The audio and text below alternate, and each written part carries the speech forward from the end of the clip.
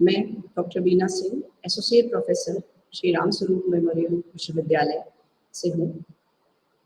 आज मैं आपके बीच BECC 134 principle of macro economics subject में के अंतर्गत मुद्रास्फीति के बारे में विचार विमर्श करूंगी और उस सेक्शन को लेने जा रही हूँ। सर्वप्रथम मुद्रास्फीति का नाम आते ही, यानी कि इन्फ्लेशन का नाम आते ही बहुत सी चीजें हैं जो आपके दिमाग में आती होंगी। बहुत सारे विवाद से जुड़े हुए, बहुत सारे पहलू जुड़े हुए होते हैं जिनके बारे में आप समय दर समय इसे वशीभूत रहे हैं और इनके बारे में आपकी जानकारी मिलती रही है।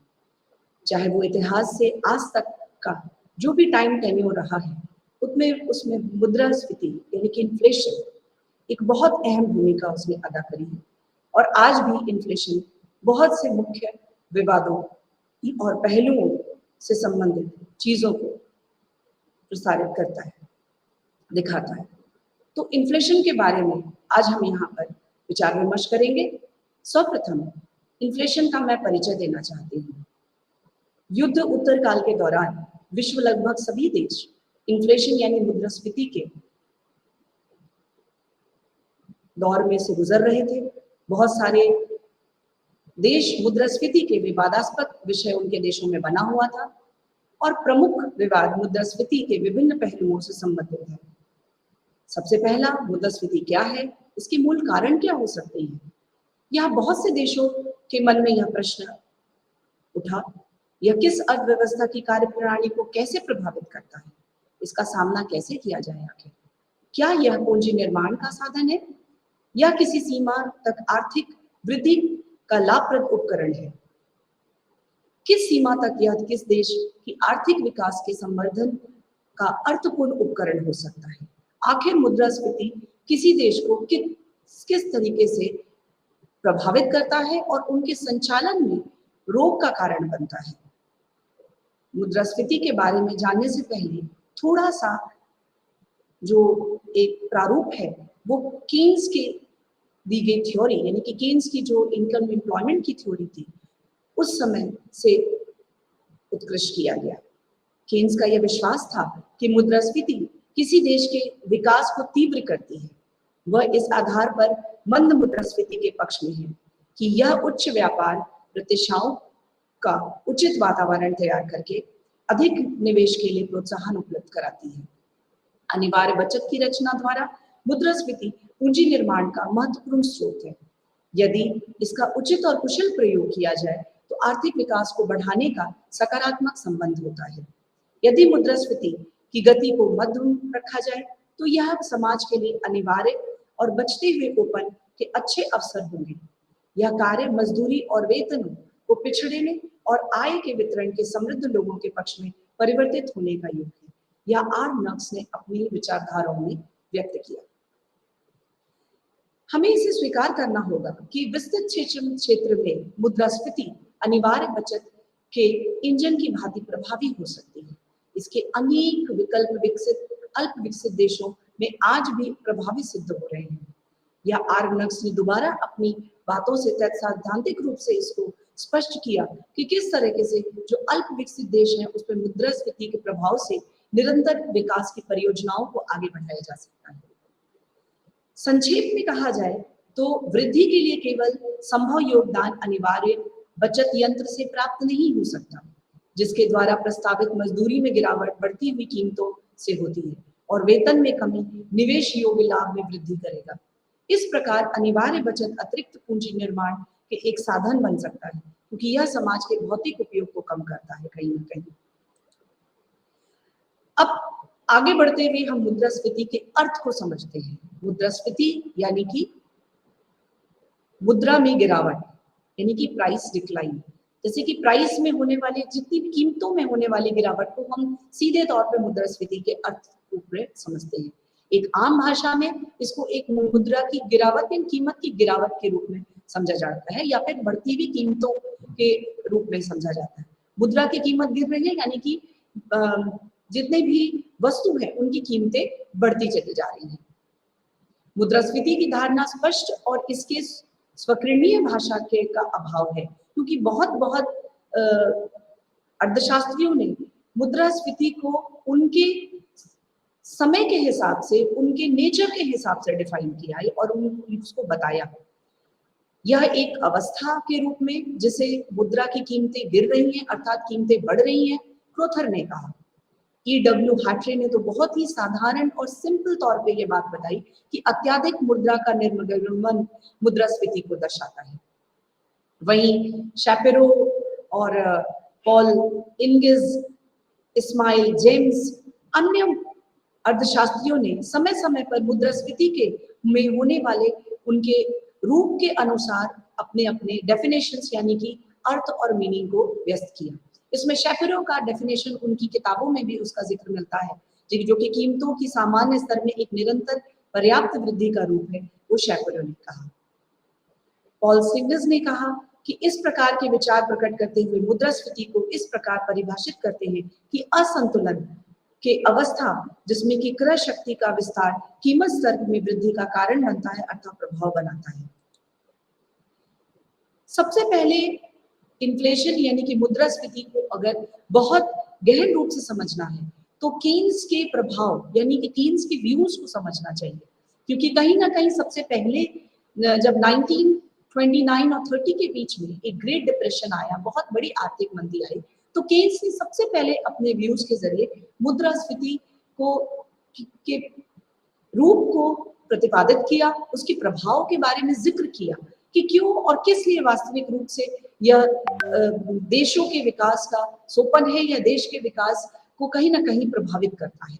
केन्स के अनुसार मुद्रास्फीति प्रभावपूर्ण मांग के आधिक्य से होती है और वास्तविक मुद्रास्फीति तब स्पष्ट होती है जब आर्थिक विकास के किसी सोपन के ऊपर अर्थात पूर्ण रोजगार पर कीमत में वृद्धि होती है। अतः जब अर्थव्यवस्था पूर्ण रोजगार की स्थिति में प्राप्त नहीं करती, रोजगार उसी अनुपात में परिवर्तित होगा जैसा कि मुद्रा की मात्रा, और जब पूर्ण रोजगार होगा कीमतें उसी अनुपात में परिवर्तित होंगी जैसे कि मुद्रा की मात्रा परिवर्तित होती है। इस प्रकार मुद्रास्फीति से तब तक भय की आवश्यकता नहीं है जब तक हमारे पास मानव के लिए रोजगार है और सामाजिक समग्र साधन है, उनका पूरा पूरा उपयोग किया जा रहा है और मुद्रा की मात्रा में वृद्धि रोजगार को बढ़ाती रहेगी।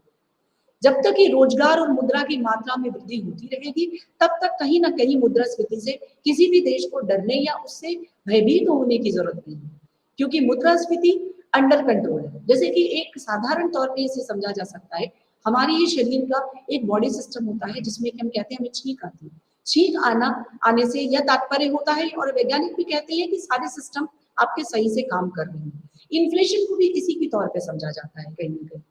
इन्फ्लेशन यानी कि मुद्रास्फीति कहीं ना कहीं इस चीज को दिखाती है कि अगर वो थोड़े रूप में है तो देश में विकास हो रहा है, रोजगार अंडर कंट्रोल है, बेरोजगारी नहीं है कहीं भी बहुत ज्यादा, और मुद्रा की मात्रा निरंतर अपने हिसाब से, money supply is also in control. Keynes के ये व्यूज उस समय थे जब कीन्स ने अपनी मैक्रो इकोनॉमिक्स के सारे सिद्धांत या अपनी थ्योरीज को दिया, ये इनकम एम्प्लॉयमेंट थ्योरीज को दिया, रेट ऑफ इंटरेस्ट से रिलेटेड थ्योरीज को दिया, और कीन्स ही 1930 के बाद मैक्रो इकोनॉमिक्स के ऑलमोस्ट जनक कहे जाते हैं, और उन्होंने सबसे पहले मुद्रास्फीति और रोजगार के बारे में कि वो कंबाइन करके सबसे पहले बताया। हालांकि इसके बारे में बहुत सारे मत आए, आगे चल करके जब हम एक आपस में संबंध स्थापित करेंगे मुद्रास्फीति और बेरोजगारी के बीच में, तो हमें एक नया विचार सामने मिलेगा जो कि एक फिलिप्स कर्व में के नाम पर आएगा, उसको हम आगे चल करके डिस्कस करेंगे। फिलहाल यह कीन्स के व्यूज थे। तो कीन्स के अनुसार इस प्रकार मुद्रास्फीति से तब तक भय की आवश्यकता नहीं जब तक हमारे पास बेरोजगार मानव और समग्र साधन है। मुद्रा की मात्रा में वृद्धि रोजगार को बढ़ाती रहेगी। ये एक कीन्स के विचार थे जिसके बेसिस पे कहा जा सकता है कि inflation is good for the health, जब तक कि बेरोजगारी और हमारी मुद्रा की मात्रा हमारे कंट्रोल में है। Meaning little inflation is always best for the economy. यद्यपि कीन्स की इस बात से इनकार भी नहीं किया जा सकता, नहीं करते कि कीमतें पूर्ण रोजगार से पहले भी बढ़ सकती हैं, यानी कि फुल एम्प्लॉयमेंट एक लेवल है जिसको अचीव करना होगा एक इकोनॉमिक सिस्टम को, इकोनॉमी को, और उसके पहले भी कहीं ना कहीं इन्फ्लेशन बढ़ सकती है, कोई जरूरी नहीं। तो एक कॉन्ट्रडिक्टरी कुल मिला के स्टेटमेंट जो था वो कीन्स ने दिया, परंतु इस स्थिति के अर्धस्फीतिक या गत्यार विरोधी स्थिति भी कहा जा सकता है। ये एक लिटिल इन्फ्लेशन या हाफ इन्फ्लेशन की स्थिति भी हो सकती है। पूर्ण रोजगार के पश्चात मुद्राएं समग्र वृद्धि कीमत स्तर पर बढ़ती चली जाएंगी। वे पूर्ण रोजगार को उसी बिंदु के रूप में परिभाषित करता है जिससे कि अथवा जिसके बाद वास्तविक मुद्रास्फीति को आरंभ किया जा सकता है।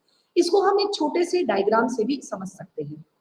जैसे कि अगर एक एक्स एक्सिस में हम एम्प्लॉयमेंट और प्राइस को लेते हैं और वाई एक्सिस में कहीं ना कहीं हम क्वांटिटी ऑफ मनी को लेते हैं। एक ट्रू इन्फ्लेशन का ग्राफ होता है जो कि एक नॉर्मल इन्फ्लेशन एक इकोनॉमी में अचीव होता है। फुल एम्प्लॉयमेंट के बाद कहीं ना कहीं वो इन्फ्लेशन की स्थिति चेंज होती है। यानी कि रेखा चित्र के अनुसार अगर हम देखें और उसको मार्क करें तो कहीं ना कहीं CD जो है वो फुल एम्प्लॉयमेंट का लेवल है, पूर्ण रोजगार को दर्शाती है। इसे पूर्ण रोजगार के बिंदु भी कहा जा सकता है। इस तथ्य के बावजूद कि कीमतें पूर्ण रोजगार के बिंदु O से पर प्राप्ति है पहले ही बढ़ना आरंभ हो जाती है। यह वास्तविक मुद्रास्फीति नहीं बल्कि अर्धस्फीति अथवा रिफ्लेशन की गत्याविरोधी स्थिति को भी दर्शाता है। जब तक पूर्ण रोजगार का स्तर प्राप्त नहीं होता, मुद्रास्फीति की मात्रा में वृद्धि रोजगार में वृद्धि की ओर ले जाती है और एक बार पूर्ण रोजगार का स्तर प्राप्त होने पर मुद्रा की मात्रा में वृद्धि के परिणाम स्वरूप वास्तविक मुद्रास्फीति होती है।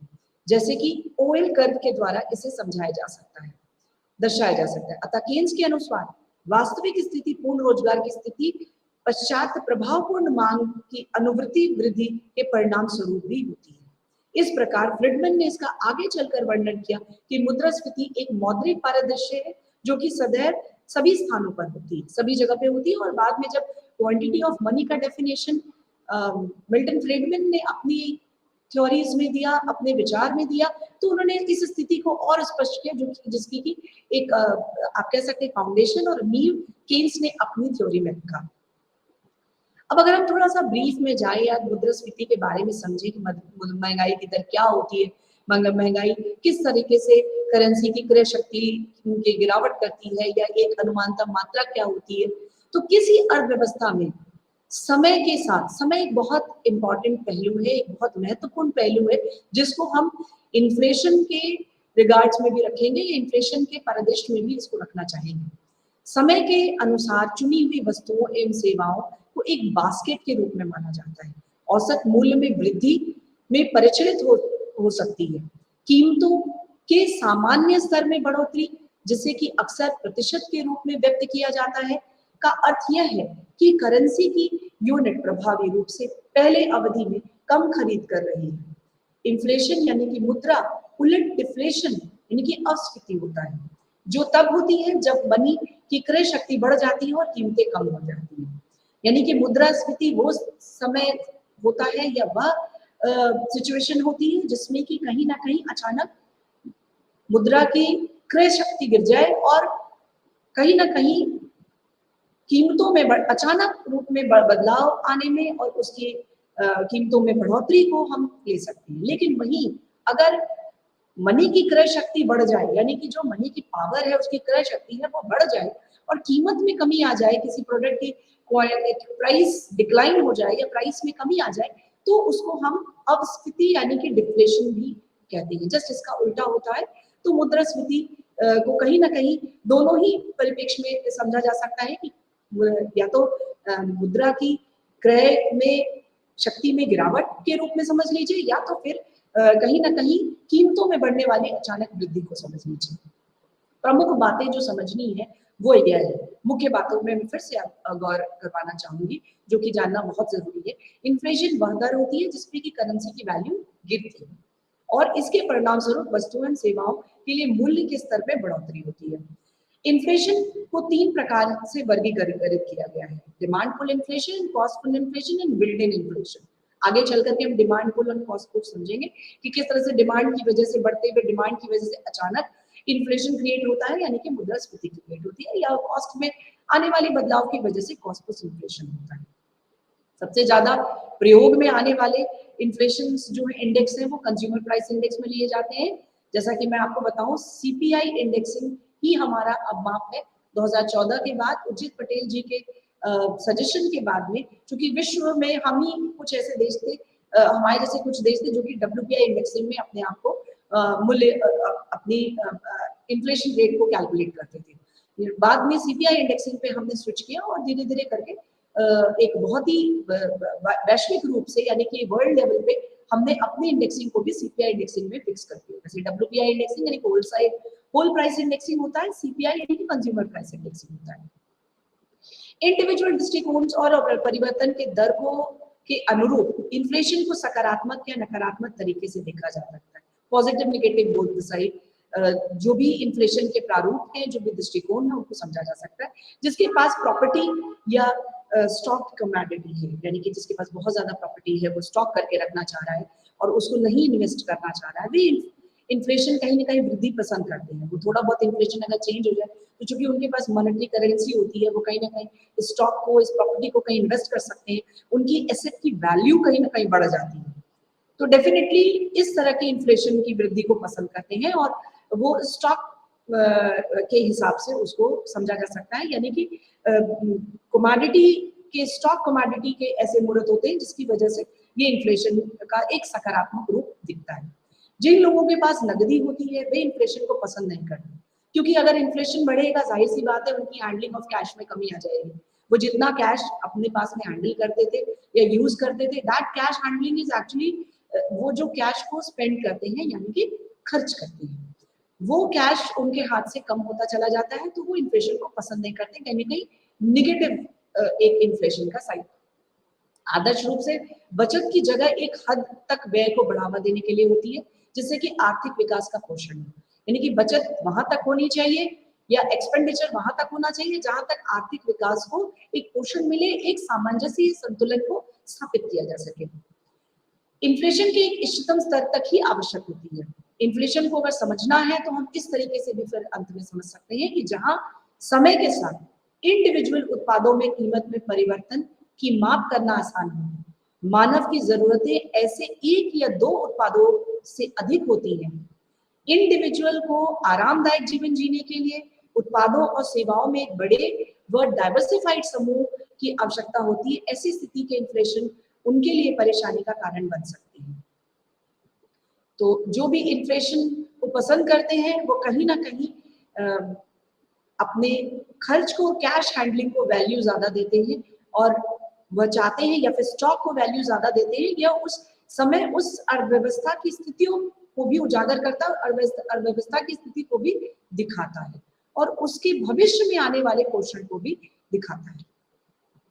अर्थव्यवस्था में इन्फ्लेशन जो है वो मुद्रा की स्थिति को तो परिभाषित करता ही है, लेकिन यह इन्फ्लेशन बार बार यह विचार आना होगा कि यह कितने प्रकार के होते हैं, या इन्फ्लेशन से किस तरह का संकुचन होता है, या फिर इन्फ्लेशन रेट हमारे देश की किस तरह की जानकारी होती है। तो आइए हम एक दृष्टिकोण अपना डालते हैं देश की इन्फ्लेशन रेट के बारे में, या देश में जिस तरीके के इन्फ्लेशन रेट्स को के थ्रू इन्फ्लेशन को नापा जाता है, देखा जाता है, मुद्रास्फीति या अस्फीति की स्थिति को परिभाषित किया जाता है, वह हर देश की एक अलग होती है। उसके अनुसार हम इन्फ्लेशन को समझते हैं और थोड़ा सा और उसमें गहन अध्ययन में जाने की कोशिश करते हैं। अर्थव्यवस्था में मुद्रास्फीति और अवस्थिति यानी कि डिफ्लेशन और इन्फ्लेशन दोनों ही मांग और पूर्ति की स्थितियां उत्पन्न होती हैं और उन दोनों में आपसी संबंध होता है। यानी कि मांग किस प्रकार इन्फ्लेशन को क्रिएट करती है और किस तरह से सप्लाई क्रिएट करती है, यानी कि पूर्ति क्रिएट करती है, यह दोनों ही स्थितियां कहीं ना कहीं इन्फ्लेशन को दिखाती है।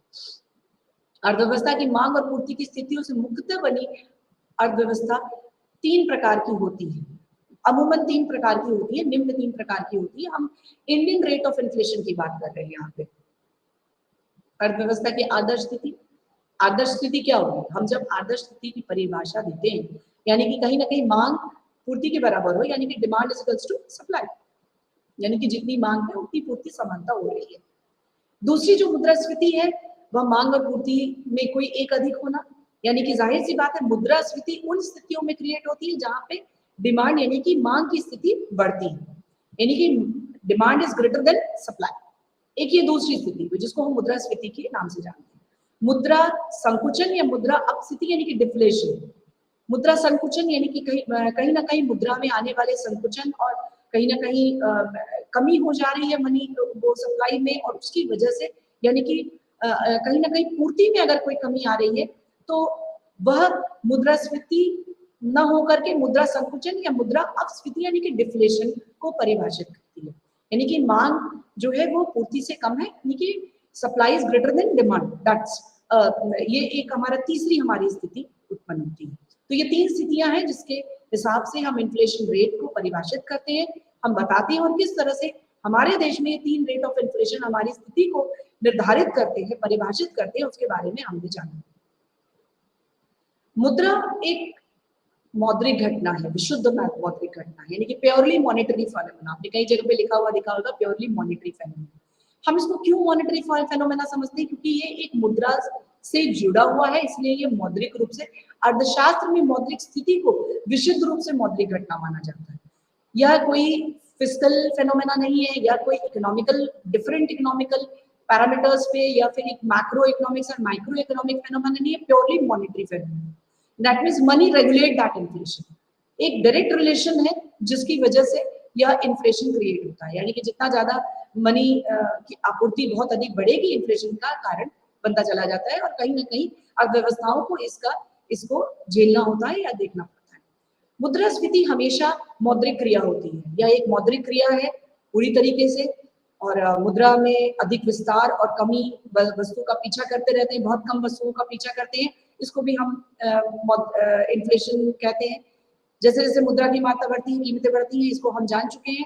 पूर्णतः रोजगार घटना है, यानी कि फुल एम्प्लॉयमेंट के लेवल पे ही मौद्रिक घटना को संचालित किया जाता है या बताया जा सकता है या माना जा सकता है।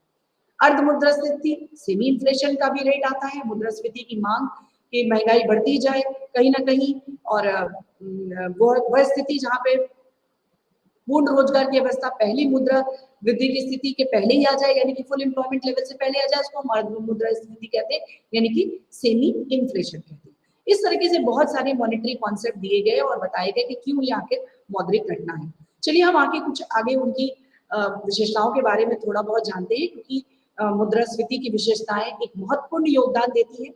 इनकी विशेषता यह है कि सबसे पहले तो यह मॉनेटरी फेनोमेना है, यानी कि विशुद्ध मौद्रिक प्रक्रिया या घटना है। इसमें कीमतें लगातार बढ़ती रहती हैं, यानी कि फीचर्स, जिसको फीचर्स और विशेषताएं हम कह सकते हैं, एक दीर्घकालीन गतिशील प्रक्रिया है। देखिए, दीर्घकालीन और अल्पकालीन में बहुत बड़ा डिबेट है, इसी पे शायद आगे चल करके फिलिप्स कर्व और बाकी बहुत सारी थ्योरीज की स्थापना हुई और प्रपोन किया गया, और कहीं ना कहीं कीन्स की थ्योरी और इन्फ्लेशन के कॉन्सेप्ट को क्रिटिसाइज भी किया गया। लेकिन हम चूंकि विशेषताओं के बारे में चर्चा कर रहे हैं, तो विशेषताएं जो है वो प्रमुख एक दीर्घकालीन गतिशील प्रक्रिया है, लगातार लंबे समय पे चलने वाली प्रक्रिया है। कोई short term changes in never be called it as an inflation. या उच्च कीमतों में अर्थव्यवस्था ने नहीं बल्कि बढ़ती हुई कीमतों की अवस्था है। हमेशा उच्च कीमतें केवल नहीं बढ़ती, बल्कि बढ़ती हुई अवस्था में अगर कीमतों में ऐसी कोई बदलाव होता है तो उसको हम इन्फ्लेशन कहते हैं। वास्तविक मुद्रास्फीति का पूर्ण रोजगार फुल एम्प्लॉयमेंट में ही उत्पन्न होती है, यह भी एक मुद्रास्फीति। ऐसा नहीं कि अगर हम बिलो एम्प्लॉयमेंट लेवल हैं और अचानक प्राइसेस बढ़ रहे हैं किसी कमोडिटी की, तो जाहिर सी बात है लोगों के पास खर्च करने को पैसा नहीं है कि वो उसकी कीमत को मैप कर सके, और कहीं ना कहीं प्रोडक्ट बढ़ रहा है। वो एक अलग कॉन्सेप्ट है, वो एक अलग प्रारूप है, एक अलग थ्योरी है जिसके जरिए इस चीज को समझा जा सकता है। अब मुद्रास्फीति की विशेषताओं के बाद मुद्रास्फीति के कितने टाइप्स हैं, कितने तरह की मुद्रास्फीति होती है, उसके बारे में हम थोड़े बहुत चर्चा करते हैं कि आखिर मुद्रास्फीति को हम कैसे नापें, कितना है, कितना कम है, कितना ज्यादा है। ये सारी चीजें बार बार दिमाग में विचार में आती हो कि मुद्रास्फीति के प्रकार तो हमको समझ में आ गया, मीनिंग भी समझ में आ गई, मुद्रास्फीति को आखिर कितने तरह की मुद्रास्फीतियां हैं उसको भी हम जानें। तो मुद्रास्फीति को उनके टाइम, उनके ड्यूरेशन, उनकी स्पीड, कई सारी चीजों में विभाजित किया गया। लेकिन हम मेनली जिसको कि अपने स्टडी में रखते हैं और जिसको जानना हमारे लिए जरूरी है, अर्थव्यवस्था के प्रमुख सिचुएशन के हिसाब से उस स्थितियों को समझना जरूरी है। उसके हिसाब से इन्फ्लेशन को हमने 4 से 5 भागों में बांटा, 4 भागों में। 2 भाग हम पहले ही demand pull and cost push inflation और वो सारी चीजें डिस्कस कर चुके हैं। पहला है क्रीपिंग इन्फ्लेशन, मुद्रास्फीति का नाम, जो कि रेंगती और घसीटती मुद्रास्फीति होती है। 3% इसका रेट होता है। रेट देखिए, रेट में इसलिए बताएगा, परसेंटेज रेट मीन्स कि हम हर चीज को एक स्पीड से नापने की, इसकी तेजी कितनी, क्या ये हमारे नियंत्रण में है या नहीं है, ये एक बहुत बड़ा प्रश्न है। नियंत्रित में रखना के लिए हमें उसकी स्पीड, उसका आंकलन करना बहुत आवश्यक है। 3% क्रीपिंग इन्फ्लेशन कहलाती है, यानी रेंगती और घसीटती मुद्रास्फीति। रेंगती या घसीटती मुद्रास्फीति जो 3% इन्फ्लेशन रेट से होती है, वो बहुत ही नियंत्रित स्थिति होती है। और ये कहा भी जाता है, जैसे कि मैंने चर्चा कर ली, कि आपकी पूरा बॉडी सिस्टम सही है, इकोनॉमिक सिस्टम सही है, तो थोड़ी थोड़ी इन्फ्लेशन की आवश्यकता है, दैट इज 3% नहीं, तो वो एक नियंत्रित स्थिति होती है। डेवलपिंग कंट्रीज में दूसरा एक प्रारूप आता है जिसको हम वॉकिंग इन्फ्लेशन कहते हैं, यानी कि चलती हुई मुद्रास्फीति। वह 3 से 5% होता है, फिर भी स्थिति नियंत्रित होती है। ज्यादातर जो डेवलपिंग इकोनॉमीज होती हैं, यानी कि जो इकोनॉमी स्पीडली ग्रो कर रही होती है, जैसे हमारे देश में, कहीं ना कहीं चलती हुई मुद्रास्फीति एक अच्छी स्थिति को दिखाती है, एक healthy atmosphere of economic system को दिखाता है। रनिंग इन्फ्लेशन, दौड़ती हुई मुद्रास्फीति, जो कि 5 से 10% से कम, यानी कि चिंतित की स्थिति है, चिंता की स्थिति है। हमें समझना चाहिए कहीं ना कहीं हम बहुत ही तेजी से चल रहे हैं और इन्फ्लेशन रेट काफी तेजी से बढ़ रहा है, चीजों के दाम बहुत तेजी से बढ़ रहे हैं। जैसे कि आपने कोविड के बाद भी देखा, बहुत सारे प्रोडक्ट के दाम बहुत तेजी से बढ़े, तो इन्फ्लेशन रेट भी अचानक बहुत तेजी से चेंज हुआ, और उसकी वजह से इकोनॉमी में कहीं ना कहीं चिंताजनक स्थिति आई कि भाई इन्फ्लेशन बढ़ रहा है, उसको कंट्रोल करना बहुत जरूरी है, और सरकार के विभिन्न प्रयास होते हैं ताकि वो कहीं ना कहीं मुद्रास्फीति को, स्थितियों को और उनसे होने वाले चिंताजनक परिणामों से वशीभूत होकर के तमाम तरह की पॉलिसीज निकालती है और उनको कंट्रोल करने की कोशिश करती है। तो ये 5 से 10% जो कि हमारा रनिंग इन्फ्लेशन होता है, उसका रेट होता है, और वो एक चिंताजनक स्थिति होती है। इसमें सारी इकोनॉमीज बहुत ही ज्यादा तेजी से कार्रवाई करना शुरू कर देती है। चौथी, तेज दौड़ती हुई मुद्रास्फीति, यानी कि गैलोपिंग इन्फ्लेशन। कहीं ना कहीं आपने किताबों में और उसमें अपने जिक्र पढ़ेंगे, गैलोपिंग और हाइपर इन्फ्लेशन का नाम दिया जाता है। लेकिन जिम्बाब्वे और कई ऐसे देशों में ऐसी स्थिति आई थी जहां 10% से तेजी से अचानक से मुद्रा की वैल्यू जो है वो अचानक से गिर गई, और गिरावट आ गई, और एकदम से आप कह सकते हैं कि बहुत ही बड़ी आर्थिक मंदी की स्थिति जो सामने आई, और सरकारों को, अर्थव्यवस्थाओं को बहुत कुछ देखना पड़ा। तो ये एक पैरामीटर्स है जिसके जरिए हम इन्फ्लेशन की स्थिति को नाप सकते हैं और जान सकते हैं मुद्रा के प्रकार के जरिए। एक जो बहुत ही अच्छी और महत्वपूर्ण स्थिति होती है वो ग्रोथ इन्फ्लेशन होती है। ये एक नया कॉन्सेप्ट है। अभी तक हमने स्पीड टाइम और उनके हिसाब से इन्फ्लेशन को डिवाइड किया, और उनके रिस्पॉन्स के हिसाब से हम डिवाइड कर रहे थे। ग्रोथ इन्फ्लेशन एक बहुत अच्छी स्थिति होती है, जो कि किसी भी वह स्थिति होती है जिसमें कि मुद्रास्फीति के साथ उत्पादन में भी वृद्धि होती रहती है तथा रोजगार के अतिरिक्त अवसर भी सृजन होते रहते हैं। आखिर ये बैलेंस जो मांग और पूर्ति के बीच में हुआ, और साथ में फुल एम्प्लॉयमेंट भी बढ़ रही है, रोजगार की स्थिति भी उत्पन्न हो रही है, वो एक ग्रोथ इन्फ्लेशन कहलाती है। और किसी भी अर्थव्यवस्था के लिए ये ग्रोथ इन्फ्लेशन की स्थिति को पे पहुंचना और उसको कहीं ना कहीं अचीव करना बहुत बड़ा टारगेट होता है। Growth inflation is one of the finest level of inflation कहा जाता है, सबसे सुंदर इन्फ्लेशन लेवल कहा जाता है, जहां पर अर्थव्यवस्था एक खुद के बहुत ही सुंदर प्रारूप में सामने आती है, वो ग्रोथ इन्फ्लेशन होता है। बहुत ही अच्छी स्थिति होती है, और आजकल ग्रोथ इन्फ्लेशन में ज्यादा से ज्यादा अर्थशास्त्रियों का झुकाव है। वो कहते हैं कि सारी अर्थव्यवस्थाओं को, जो कि डेवलपिंग नेशन खासतौर पे जो डेवलप नेशन की तरफ बढ़ रहे हैं, उनको ग्रोथ इन्फ्लेशन को अपने इकोनॉमी में रेगुलेट करना चाहिए, चलाना चाहिए। बढ़ती हुई आपकी मुद्रास्फीति जो होती है वो ज्यादातर गैलोपिंग, रनिंग, हाइपर इन्फ्लेशन को दिखाती है। आगे हम बात करते हैं डिसइन्फ्लेशन। ये भी एक शब्द आपके सामने कई बार आएगा, यानी कि मुद्रास्फीति की दर घटती चली जा रही है। जब मुद्रास्फीति की दर घटती हुई चली जाती है तो वस्तुओं की कीमतें अचानक बढ़ने लगती हैं, बहुत ज्यादा बढ़ने लगती हैं। डिफ्लेशन यानी कि कहीं ना कहीं निगेटिविटी, यानी कि इसमें वस्तुएं सस्ती होने लगती हैं, उत्पादनकर्ताओं को बहुत हानि होने लगती है, बहुत सारा प्रोडक्शन हो जाता है, उत्पादन कम होने लगता है, और कहीं ना कहीं बेरोजगारी बढ़ने लगती है, अतः आर्थिक संकट या मंदी भी आने लगती है। तो कहीं ना कहीं डिफ्लेशन, डिसइन्फ्लेशन, डिफ्लेशन, ये सारे ऐसे प्रारूप है मुद्रास्फीति के, यानी कि मुद्रास्फीति के नकारात्मक दर, घटती हुई दर, ये सारी कहीं ना कहीं इन्फ्लेशन के उस रूप को शो करते हैं जो कि कहीं ना कहीं आर्थिक मंदी से जुड़ी हुई है। 2008-9 में आपको एक आर्थिक मंदी मिली, अभी हल्की सी, और आर्थिक मंदी जो कि बहुत बड़ी आर्थिक मंदी आई, तो वो तो 1929 में आई, जिसके बाद ही ये इन्फ्लेशन और इकोनॉमी के एक नए प्रारूप को दिखाया गया, एक नए मैक्रो इकोनॉमिक, यानी कि मैक्रो इकोनॉमिक का कीन्स की थ्योरी, और उसके जरिए कैसे आखिर किसी भी अर्थव्यवस्था को बढ़ाया जा सकता है, आगे लाया जा सकता है, इन सारी चीजों के बारे में तो हमने देखा है। अब स्थिति क्या है, यानी कि डिफ्लेशन, जो कि एक बहुत ही महत्वपूर्ण स्थिति है। यहाँ पर जब अर्थव्यवस्था वस्तुओं और सेवाओं की तुलना में मुद्रा या धन की मात्रा में कमी हो जाती है, उसको हम अपस्फीति कहते हैं। अपस्फीति, डिफ्लेशन, जब अर्थव्यवस्था में मुद्रा की मात्रा में कमी एवं वस्तुओं की सेवाओं में उनकी मात्रा में वृद्धि होती है तो इस स्थिति को मुद्रा अपस्फीति कहा जाता है। वस्तुओं और सेवाओं की मात्रा में अधिक होने से उनका मूल्य कम हो जाता है। बहुत ज्यादा मात्राएं और वस्तुएं हो जाती है तो उनका मूल्य अपने आप गिरने लगता है। यह मुद्रा की मात्रा कम होने लगती है, उसका मूल्य अधिक हो जाता है। जब मुद्रा की मात्रा कम होने से उसका मूल्य अधिक हो जाता है तो ये अपस्फीति कहलाती है, यानी कि डिफ्लेशन कहलाता है।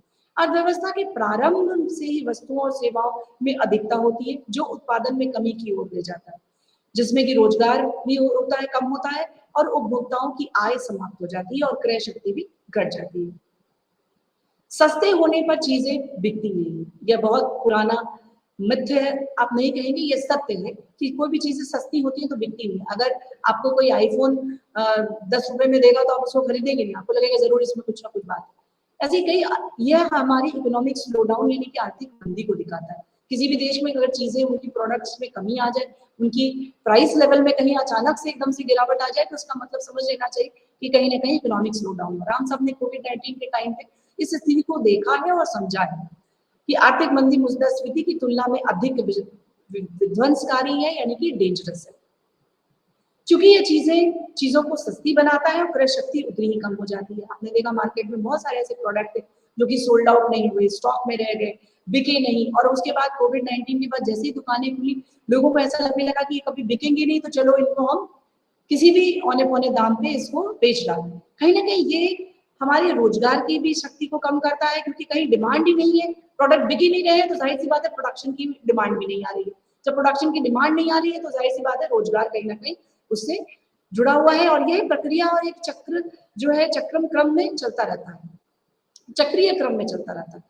कहीं ना कहीं जब प्रोडक्शन नहीं होता है तो रोजगार आपका कम हो जाता है, जब रोजगार कम हो जाएगी तो लोगों की आय नहीं होगी, लोगों की आय नहीं होगी तो लोग कहीं ना कहीं डिमांड यानी कि प्रोडक्ट की मांग नहीं करेंगे।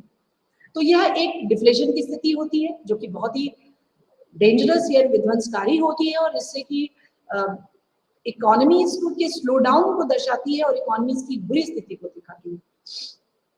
अब इस डिफ्लेशन के क्या प्रभाव होते हैं, आखिर क्या क्या प्रभाव इनकी पड़ती है। मांग की आर्थिक मंदी से उत्पन्न होता है, मांग की कमी से आर्थिक मंदी उत्पन्न हो जाती है, उत्पादन की कमी होने लगती है, रोजगार की कमी होने लगती है, मुद्रा की मात्रा के साथ साथ मूल्य में भी बहुत ज्यादा वृद्धि हो जाती है, और ऋण देने वाले बैंकों को लाभ, कहीं ना कहीं मुद्रा मूल्य बढ़ जाता है तो ऋण देने वाले बैंकों को लाभ होने लगता है उसको, की जो कि कहीं ना कहीं हमारी इकोनॉमी के जनरल पब्लिक के लिए या इकोनॉमी में रहने वाले लोगों के लिए ये किसी भी तरीके से निसंदेह एक अच्छी स्थिति नहीं है, निस्पंद की स्थिति कहलाती है इसे।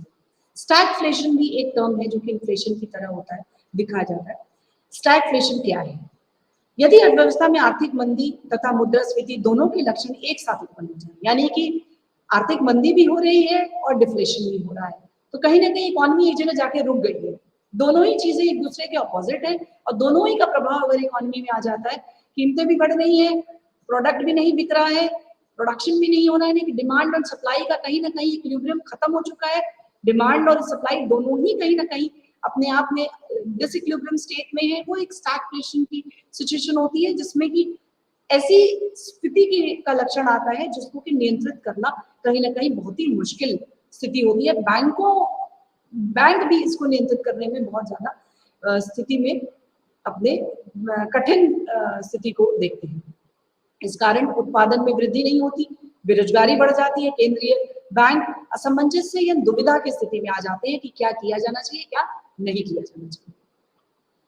स्टैगफ्लेशन कहीं ना कहीं देश के उस स्थिति को दर्शाता है जहां पर हमारी मॉनेटरी पॉलिसी पे भी इम्पैक्ट पड़ता है, देश के बड़े बड़े डिसीजन पर भी प्रतिकूल प्रभाव पड़ने लगता है। अब कोर इन्फ्लेशन क्या है? एक शब्द आता है कोर इन्फ्लेशन, जो कि शायद आरबीआई ने कहीं आपने किसी मौद्रिक नीति में पढ़ा होगा कि कोर इन्फ्लेशन भी एक टॉपिक है।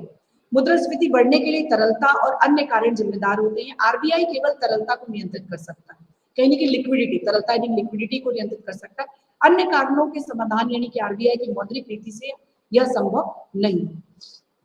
अतः मौद्रिक नीति यहाँ फेल हो जाती है निर्धारित करने के लिए कोर इन्फ्लेशन निकालती है। कहने का मतलब अगर वह मौद्रिक नीति से उसके कारण का समाधान नहीं निकल पा रहा है तो मौद्रिक नीति निर्धारण करने के लिए आरबीआई को कोर इन्फ्लेशन को कैलकुलेट करना पड़ता है कि कोर इन्फ्लेशन को हम सीधे तौर पे अगर समझें तो वह इन्फ्लेशन माइनस बाह्य कारणों का प्रभाव, जो भी बाह्य कारणों का प्रभाव है उससे इन्फ्लेशन को अगर हम हटा देते हैं तो कोर इन्फ्लेशन निकल के आ जाता है, और वह हमारी मौद्रिक नीतियों के समन्वय के लिए, उसके प्रारूपों को निर्देशित करने के लिए बहुत आवश्यक होती है, और वह निकालती है। आरबीआई इसका कोर इन्फ्लेशन को डिसाइड करती है। अब जैसा कि हमने पहले भी डिमांड पुल, कॉस्ट पुश और सप्लाई बेस्ड इन्फ्लेशन के बारे में पढ़ा है कि किस तरीके से यह भी एक इन्फ्लेशन का प्रारूप है। डिमांड पुल इन्फ्लेशन में दो कंडीशन होती है। डिमांड यानी कि मांग बढ़ेगी, यानी कि कहीं ना कहीं अचानक, जैसे मैं इनको साधारण शब्दों में मैं एक समझाऊं कि आपने 100 प्रोडक्ट, मिल्क का प्रोडक्ट है और 100 बॉटल हमने डिमांड करी है, और कोई भी कंपनी 100 बॉटल हमको प्रोड्यूस करके दे रही है। तो पहली तो स्थिति हमारी उत्पन्न होती है जहां पर 100 और 100 बराबर है, यानी कि इक्विलिब्रियम की स्थिति है, सारी स्थितियां नियंत्रण है, जितनी हमारी मांग है उतनी हमारी आपूर्ति हो रही है। अचानक से हमारी आपूर्ति 100 है और कहीं ना कहीं डिमांड हमारी 150 बॉटल्स की हो जाती है। वहां आपूर्ति नहीं होने पे demand is greater than supply हो जाता है, and that is called demand pull. Demand has pulled that inflation.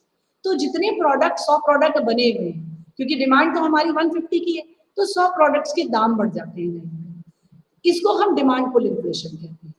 वहीं अगर अचानक से किसी किन्हीं कारणों की वजह से, चाहे रॉ मटेरियल में कमी हो गई या किसी कारण की वजह से फैक्ट्री में 100 इन बॉटलिंग प्लांट में 100 बॉटल की जगह पे 85 बॉटल हमारे प्रोड्यूस हो पा रहे हैं या बन पा रहे हैं।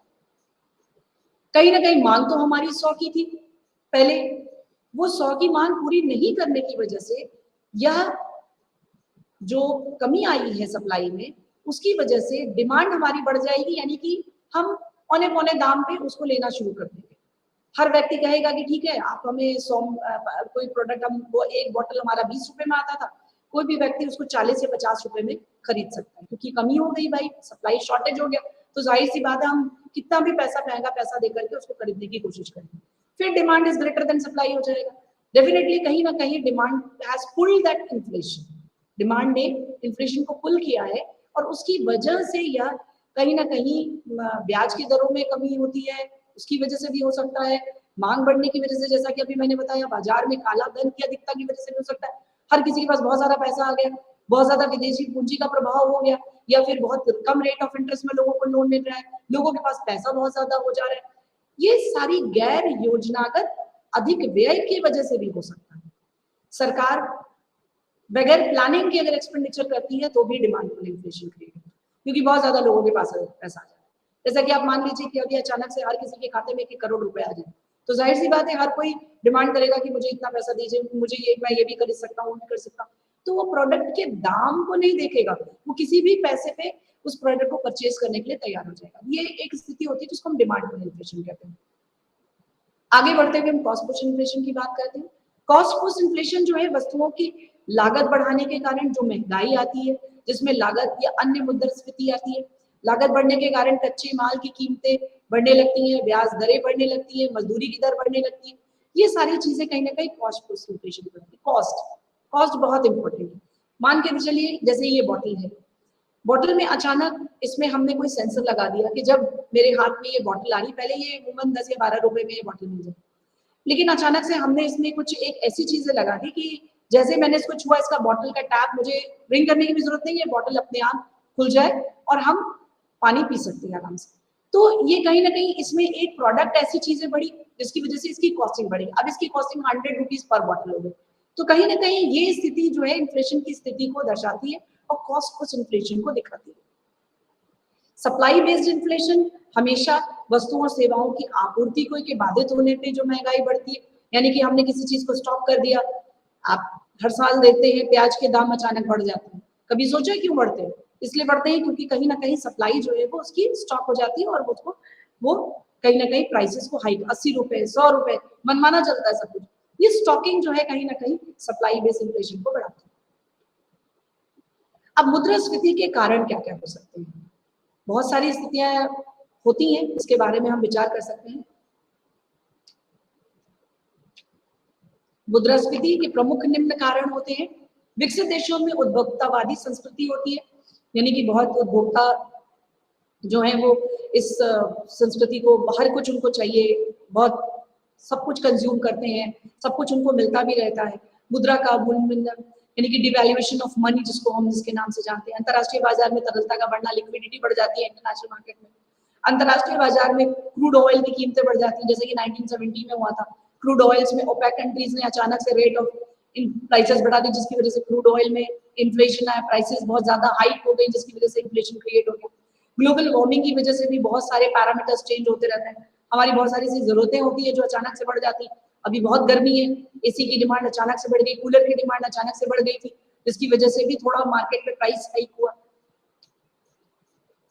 ये सारी चीजें जो है वो कहीं ना कहीं इन्फ्लेशन के में होने वाले कारणों को दर्शाती हैं कि क्यों आखिर इन्फ्लेशन जो है वो बढ़ता चला जा रहा है। और पर्यावरणों लास्ट में जो ग्लोबल वार्मिंग एक बहुत बड़ा इस समय मेजर इश्यू है, जिसको लेकर के बहुत सारी कंट्रीज में अब आपस में विचार विमर्श होता रहता है कि ग्लोबल वार्मिंग की वजह से कहीं ना कहीं अतिवृष्टि और अनावृष्टि क्रिएट होती है, जो उत्पादन पे प्रतिकूल प्रभाव डालती है और महंगाई बढ़ जाती है।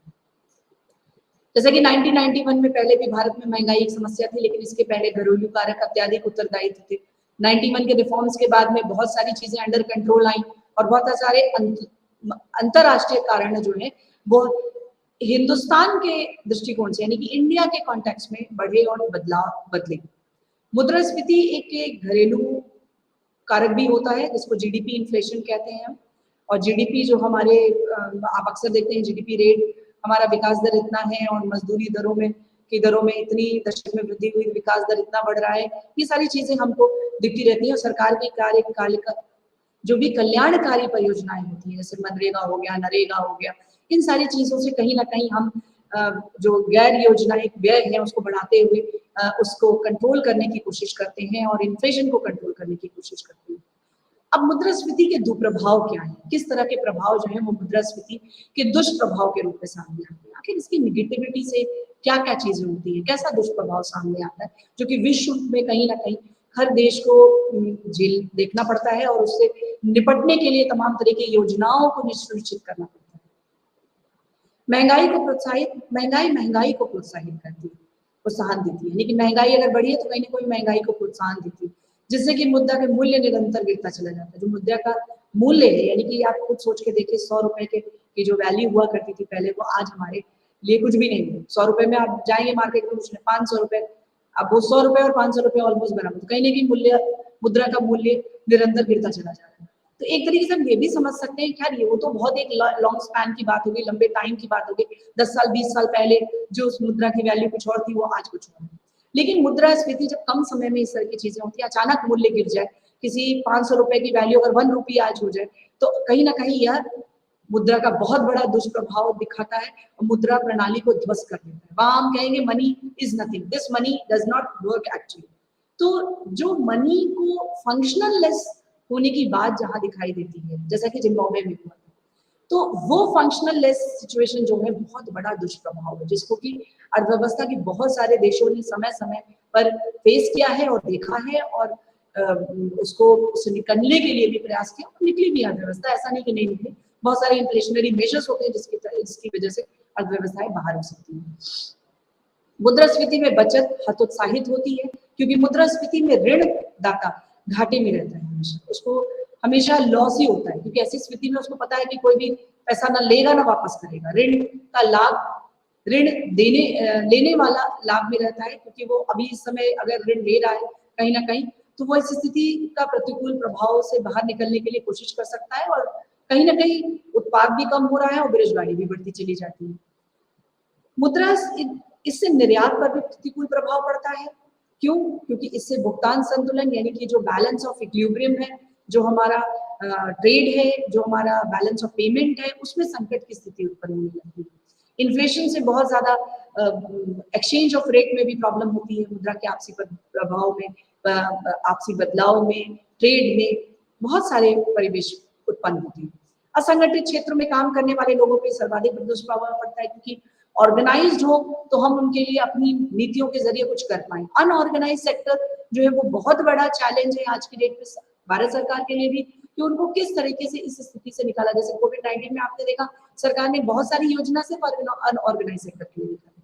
अनऑर्गेनाइज सेक्टर के लिए ये योजनाएं निकालने के पीछे सरकार का मकसद सिर्फ यह था कि वो बार बार यह चाहती थी कि आखिर ये सारे जो भी स्थितियां उत्पन्न हुई है, जो भी इसका दुष्प्रभाव से ये अनऑर्गेनाइज सेक्टर्स से लोग बाहर हो पाए, उनको फायदा हो सके, क्योंकि उन्हीं को संभालने में सबसे ज्यादा दिक्कत आती है, क्योंकि उनका कोई डेटाबेस नहीं होता, उनकी वर्किंग का कोई डेटाबेस नहीं होता, और इस तरह की स्थिति में बहुत ज्यादा बेरोजगारी उत्पन्न होने की संभावना होती है। तो अनऑर्गेनाइज सेक्टर में बहुत सारी पॉलिसी भारत सरकार ने निकाली कोविड टाइम में। संगठित क्षेत्र में इसका बहुत प्रतिकूल प्रभाव पड़ता है, यानी कि जब संगठित क्षेत्र होता है उस पर भी इसका प्रभाव पड़ता है। अब हम एक बहुत इंपॉर्टेंट कॉन्सेप्ट जो आजकल समझने के लिए लोगों ने विचार, कई मैगजीन्स में, कई न्यूज़पेपर्स में, और आपने बहुत सारे कॉम्पिटिटिव एग्जाम्स में देखा होगा, जिसको फिस्कल ड्रैग कहते हैं। फिस्कल ड्रैग जो होता है वो क्या होता है? राजकोषीय कषण। महंगाई की स्थिति को संगठित क्षेत्र में कार्य करने वाली यानी कि मॉनेटरी इनकम में वृद्धि हो जाती है, लेकिन वह टैक्स स्लैब के चलते इसलिए उन पर इनकम टैक्स अधिक लगता है, उसको हम फिस्कल ड्रैग कहते हैं। कहने का मतलब कि कहीं ना कहीं मौद्रिक आय में तो मॉनेटरी इनकम तो बढ़ी है, लेकिन टैक्स स्लैब में बढ़ोतरी की वजह से, राजकोषीय बढ़ोतरी की वजह से वह लोग फिर उस टैक्स के दायरे में आ जाते हैं, इनकम टैक्स अधिक उन पर लगता है, तो उसको हम फिस्कल ड्रैग कहते हैं। इस तरह सरकारी परियोजनाओं में व्यय जैसे ही बढ़ता है, राजकोषीय घाटा बढ़ जाता है। अगर इस तरह से परियोजना बढ़ती है तो कहीं ना कहीं राजकोषीय घाटा भी बढ़ती है, कालाबाजारी की समस्या होती है, कहीं ना कहीं विदेशी निवेश जो है उस पर बुरा प्रभाव पड़ने लगता है। तो ये फिस्कल ड्रैग जो है वो बहुत इंपॉर्टेंट इशू है, जिससे कि सरकार को निपटने के लिए कहीं ना कहीं इन्फ्लेशन को कंट्रोल करना होगा और मौद्रिक एंड मॉनेटरी इनकम को भी संगठित करना होगा। इन्फ्लेशन के मेजर्स क्या क्या होते हैं? आखिर इन्फ्लेशन से कैसे निपटा जा सकता है? मौद्रिक नीतियों के जरिए, जाहिर सी बात है, सरकार ने आरबीआई जो कि मौद्रिक नीति को निकालता है, तरलता को नियंत्रित करने के लिए सीआरआर, एसएलआर के दरों को नियंत्रित करता है। सीआरआर हम सब जानते होंगे, सीआरआर यानी कि जो बैंक अपनी एक विधिक नीति, एक सीआरआर के कैश रिजर्व जो है वो आरबीआई के पास रखती है, और एसएलआर जो हर बैंक कहलाने के लिए अपने पास एक स्टैट्यूटरी लिक्विडिटी रेशियो यानी कि एक रेट रखता है अपने पास में, उसको हम एसएलआर, उसको कहीं ना कहीं बढ़ा के और उनको बढ़ा के घटा करके इसको नियंत्रित करके आरबीआई इस मुद्रास्फीति से निपटने की कोशिश करता है। जाहिर सी बात है, कहीं ना कहीं सीआरआर अगर बढ़ेगा तो क्रेडिट क्रिएशन कम होगा, जिसके जरिए हम बैंकों को यह कहीं ना कहीं इंडायरेक्ट मैसेज होता है कि वो कहीं ना कहीं तरलता को नियंत्रित कर पाएंगे। एसएलआर भी कहीं ना कहीं बढ़ता है, तो कहीं ना कहीं इस रेट के जरिए भी तरलता को कम किया जा सकता है। कहीं तरलता बढ़ानी है तो एसएलआर और सीएलआर के रेशियोज को कम कर देती है बैंक, आरबीआई, और वो बैंक ज्यादा से ज्यादा क्रेडिट क्रिएट करते हैं और ज्यादा से ज्यादा वहाँ इकोनॉमी में ज्यादा से ज्यादा तरलता ने लिक्विडिटी लाती है। लिक्विडिटी ज्यादा होगी तो इन्फ्लेशन बढ़ेगा, लिक्विडिटी कम होगी तो इन्फ्लेशन कम हो जाएगा।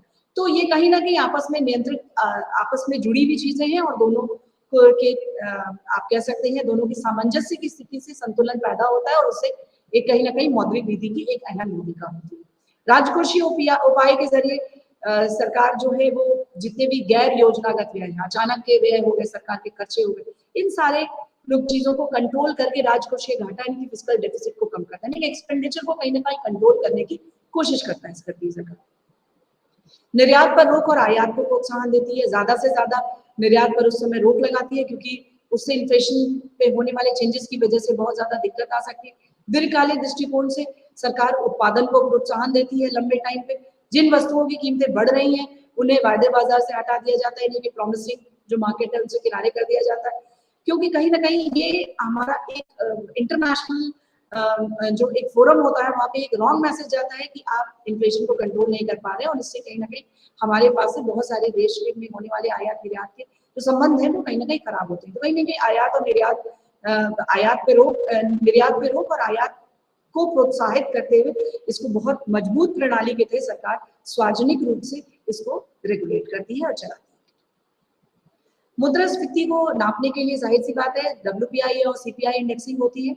सीपीआई इंडेक्सिंग जो है वो कंज्यूमर प्राइस इंडेक्स कहलाती है, और उसके जरिए हम कहीं ना कहीं इसको रेगुलेट करते हैं। आज की डेट में हम सीपीआई इंडेक्सिंग को ही देखते हैं, डब्ल्यूपीआई इंडेक्सिंग को पहले 2006 के पहले और से रिकमेंडेशन आया, 2014 से तो बिल्कुल पूरी तरीके से सीपीआई इंडेक्सिंग को फॉलो करें, जो कि उर्जित पटेल जी के एक सजेशन पर इसको अप्लाई किया गया कि वर्ल्ड लेवल पे सीपीआई इंडेक्सिंग है, हमें भी कंज्यूमर प्राइस इंडेक्सिंग पे काम करना चाहिए।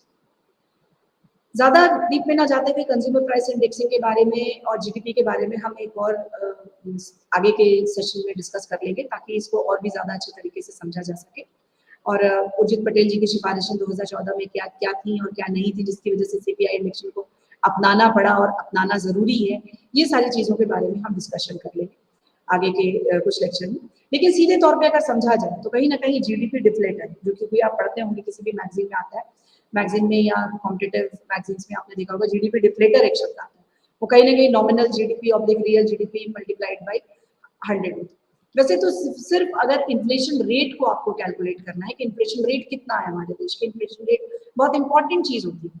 तो जैसे कि मैं एक अगर एग्जांपल दूं कि 2014 में इन्फ्लेशन बनाना का और 2000 कंपेयर टू 2001 में जुलाई, अगर किसी बनाना के एक पाउंड ऑफ प्राइस जो है वो $52 है, जाहिर सी बात है, बल्क ऑफ बनाना 52 आपका डॉलर है, और जुलाई में वो कहीं ना कहीं 0.59 है, 0.52 आपके 2001 में है और मार्च 2014 में 0.59 था।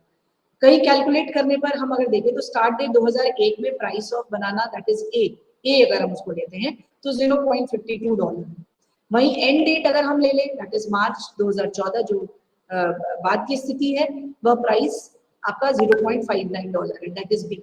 इन्फ्लेशन रेट को कैलकुलेट करने का सीधा फॉर्मूला होता है जिससे कि हम इन्फ्लेशन रेट को कैलकुलेट करते हैं, तो b minus a divided by a multiplied by 100. Inflation rate will be calculated 0.59 minus 0.52 divided by 0.52 multiplied by 100, and that is of course when we calculate 0.7 divided by 0.52 multiplied by 100, we can get the result 0.1346 multiplied by 100. That is, if we convert it into that is in percentage, we will get 13.46% of inflation rate.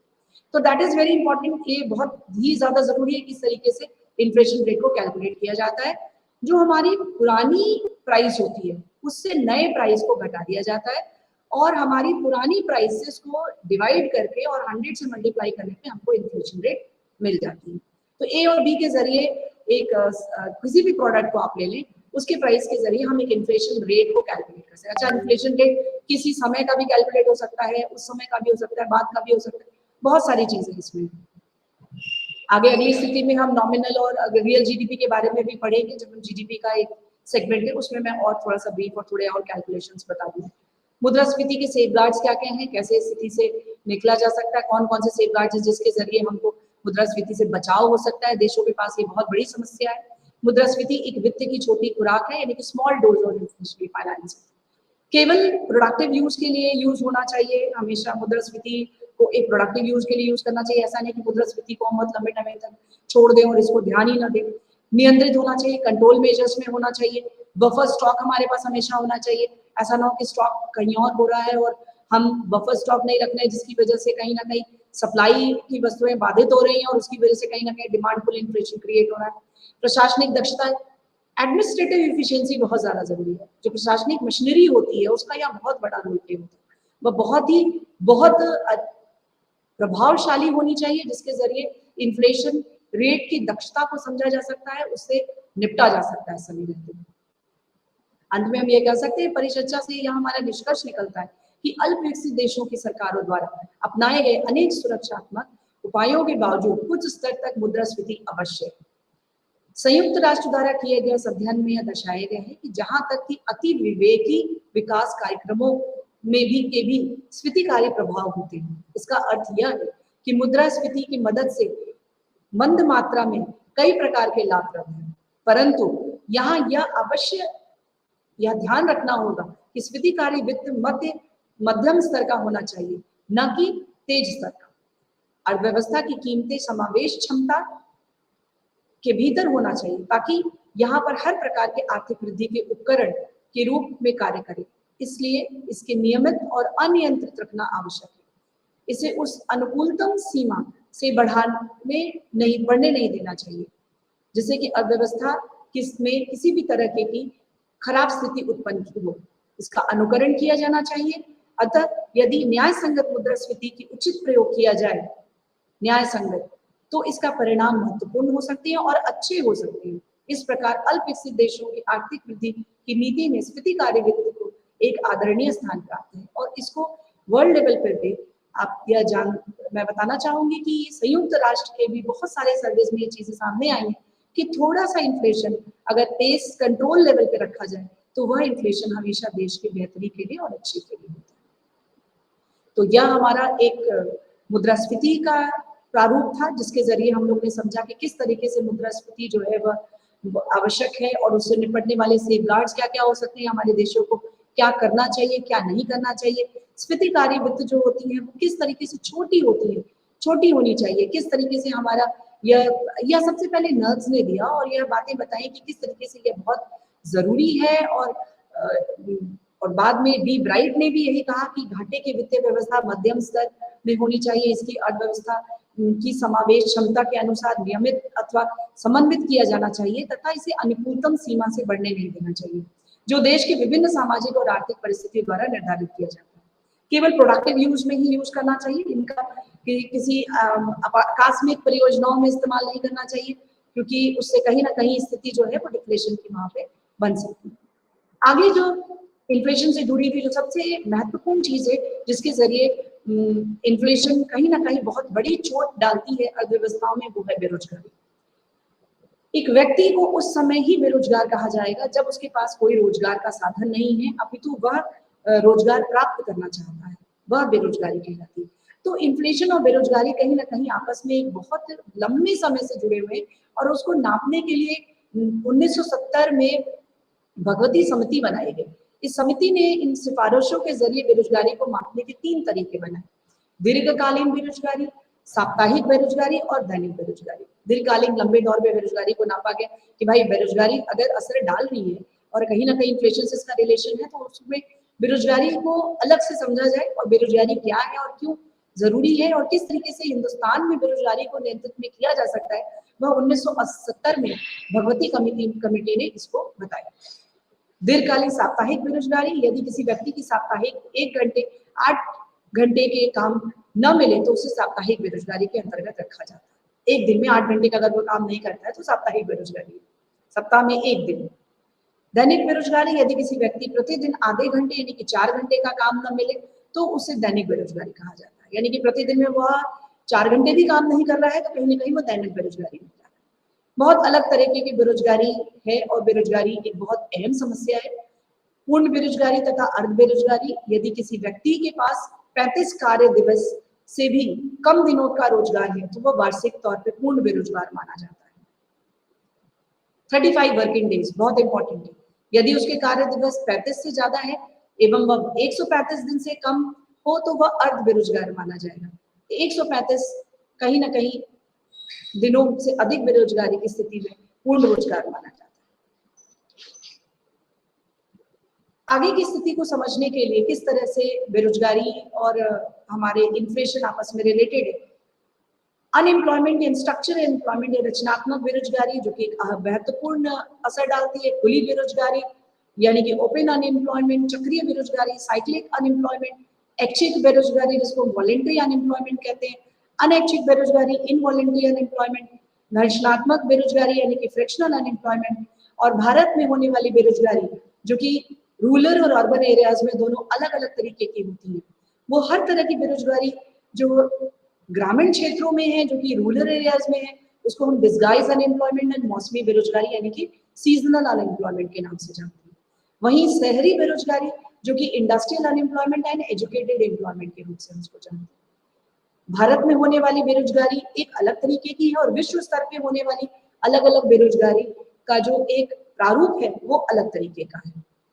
सामान्य स्तर पे इन बेरोजगारियों की स्थिति को हम नाप सकते हैं, जो कि यूपीएसएस सामान्य स्थिति बेरोजगारी, सीडब्ल्यूएस चालू साप्ताहिक बेरोजगारी और चालू दैनिक स्थिति बेरोजगारी होती है। आज हम लोगों ने दैनिक रूप से जो आज की स्थिति है उसके प्रारूप में एक बहुत ही करंट टॉपिक को डिस्कस किया, जो कि आप इन्फ्लेशन के रूप में हमारे सामने था, प्लस हमारा डिफ्लेशन, इन्फ्लेशन, स्टैगफ्लेशन और विभिन्न प्रारूपों को देखा। वहीं हमने बेरोजगारी के विभिन्न आयामों को भी डिस्कस किया। आगे अगले लेक्चर में हम लोग डिस्कस करेंगे बेरोजगारी किस तरह की होती है और बेरोजगारी के जो प्रारूप है वो किस तरीके से हमारे अर्थव्यवस्था में, हमारी दैनिक की अर्थव्यवस्था में असर डालते हैं और कहीं ना कहीं हमारी अर्थव्यवस्था पे एक कंट्रोल मैकेनिज्म को पुश करती है। Thank you so much. आज के लिए धन्यवाद। आप सभी लोगों का बहुत बहुत धन्यवाद आज की इस टॉपिक को सुनने के लिए और इस टॉपिक के बारे में परिचर्चा करने के लिए। आगे की परिचर्चा हम बेरोजगारी से शुरू करेंगे। धन्यवाद।